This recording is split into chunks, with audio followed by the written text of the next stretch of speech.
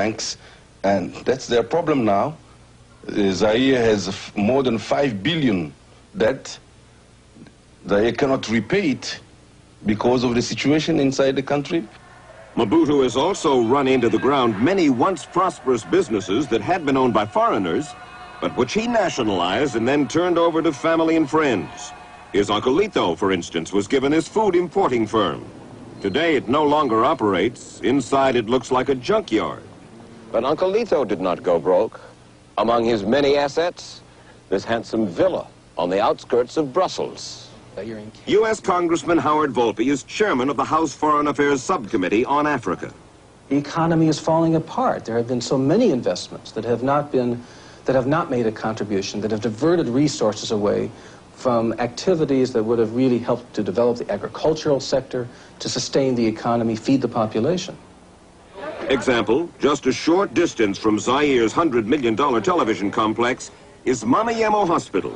Once one of the best hospitals in Black Africa, today its equipment is broken down, flies swarm over garbage in the courtyard. The hospital is simply unable to provide many of the most basic services. The rate of child mortality here and throughout Zaire is staggering. You should see the people. They are really starving slowly to death. Once it was so rich that they, in agriculture, they exported grain. Today they are waiting for the help from the United States so that people can survive. Everything that is said, that is written in the press, is done to destabilize us, to run us down. You know the history of Zaire since its beginning. We became independent under impossible conditions. There were not even 5 university graduates when the country became independent, and for 5.5, almost 6 years, there was chaos and anarchy. And today, the same people who did not prepare Zaire for its independence are now the first to criticize, to say anything at all. He has built this country into a country. There wasn't any such thing in the minds of any Zairean or Congolese. Sheldon Vance was U.S. ambassador to Zaire from 1969 to 1974. He had to deal with a situation where his people still had no sense of a nation. The traditions of leadership were the traditions of tribal leadership. His goal has been, and I think to a considerable extent he has succeeded, to become the tribal chief of the whole country. It all belongs to him effectively. It all belongs to him effectively. And the difference between the privy and the public purse is a difference that is very difficult for them to seize and understand. So it's not corruption as we know it, it's the way the game is played. It's the way the game is played, exactly. Zaire belongs to him. There you are, because Zaire doesn't belong to him. Zaire belongs to all the 30 million Zairians. You're painting a picture of a rather benign patron, tribal chief. Who's a tough guy, too. Tough in what sense? He's tough in insisting on recognition of his leadership role. There can only be one leader, says he, in a tribe or a country. And if you decide that you're going to be opposition, loyal or otherwise, you run into trouble. Case in point, last year, 12 Zairean legislators, opponents of Mobutu, went to the Intercontinental Hotel in Kinshasa to meet with some visiting U.S. congressmen, including Mickey Leland of Texas. They wanted to form an opposition party, which constitutionally, by the way, is illegal in Zaire.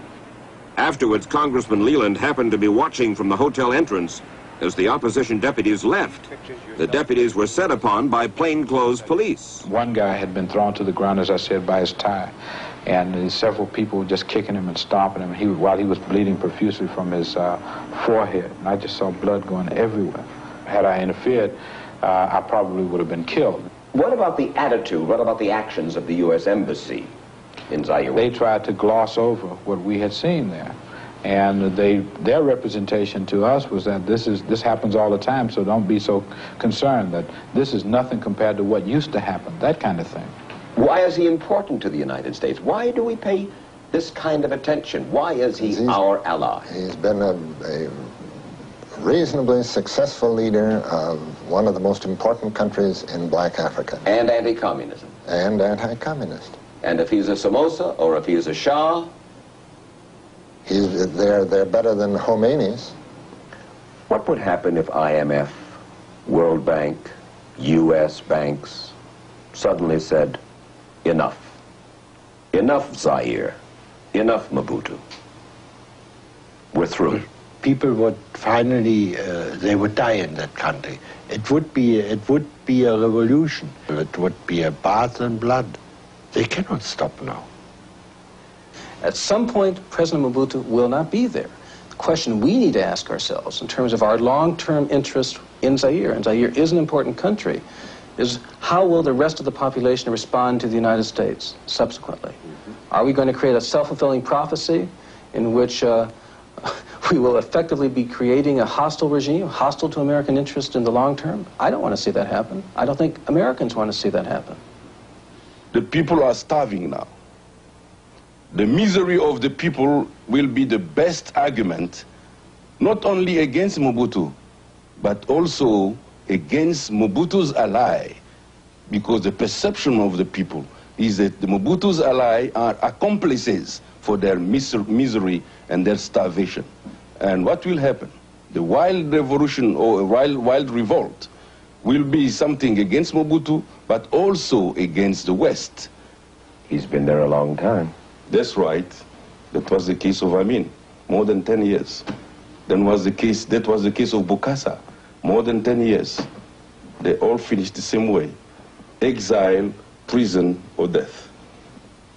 Listen, it's not power for power's sake, but the love that I have for my people, this attachment.